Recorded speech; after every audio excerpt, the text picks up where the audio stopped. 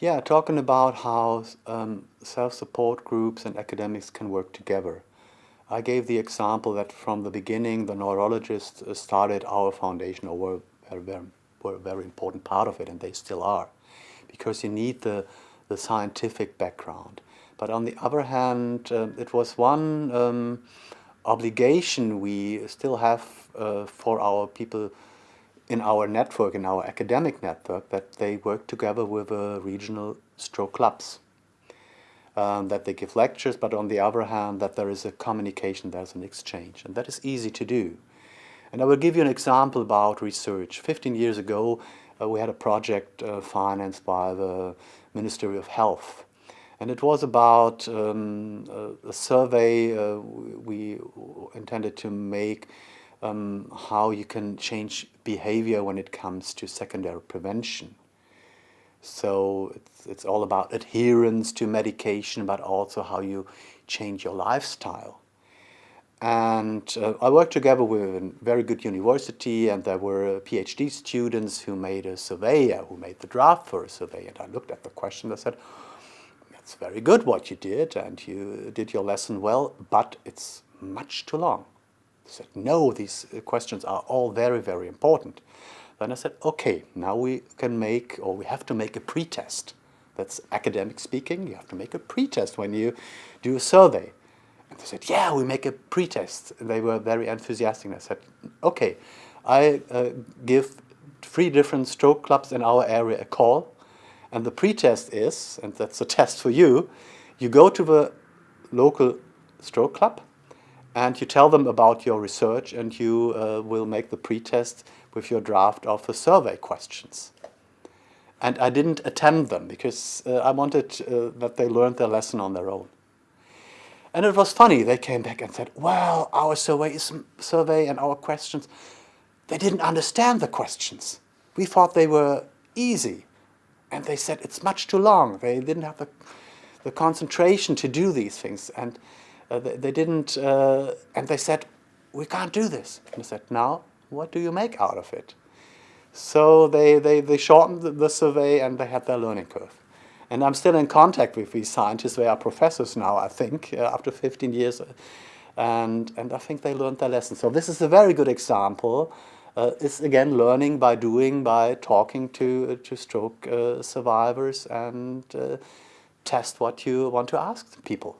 I've often spoken to lots of stroke survivors and their families about what they think are the things that should be researched. And a lot of those people initially will say to me things like, "Well, what have we got to actually offer these very intelligent scientists who are concerned about biochemistry or the way that things operate inside the body?" And yes, it may be true that people don't actually understand the subjects that they've not studied, and they don't really have much understanding of. But what stroke survivors and their families do have an understanding of is the impact of stroke. And when you've understood the impacts of stroke, if you start to just reflect on it and think, then you begin to develop some opinions about what sorts of areas of research might be more important than others. And once you start thinking about what areas are more important than others, you're beginning to say that area is not quite so important, unless that can really be explained to me as to why it's going to make a difference. And so really you do have to involve stroke survivors and their families in what's going to be happening in research, because they can be very powerful advocates for maybe a piece of research which may seem quite left field, but which offers possibilities of doing something that maybe is not apparent to people in general. In fact, there are often people who are saying they want to do some research, and they'll say they can't get the funding for it. So I would say, look at stroke support organisations, create lay explanations as to why certain research projects should be funded, persuade people, and then maybe you'll even find that people could crowdfund things, or there could be more pressure put on organisations to pump prime an idea just to see whether it has validity or not. But it goes beyond that.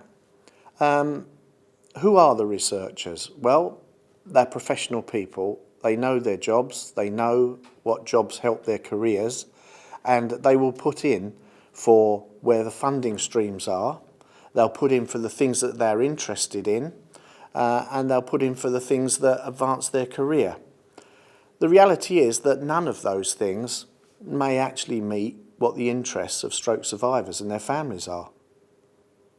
So it's very important that stroke survivors and their families actually say what is important to them, because this may be unknown to researchers, it may be unknown to funders, and it may be unknown in terms of this is the key step to building somebody's career, because they could be the person who comes up with something new which is not around in that paradigm at the moment.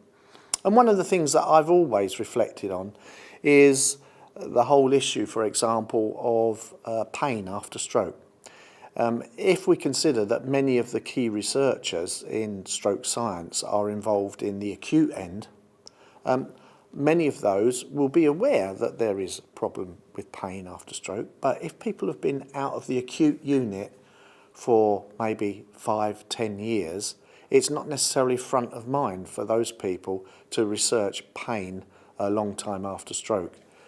But if stroke survivors are saying, you know, there is a heck of a lot of us have got this problem, then maybe that is something that the stroke survivors know a lot more about than the doctors actually do. So let's listen to stroke survivors and their families, because they know a lot about stroke and what needs to be researched.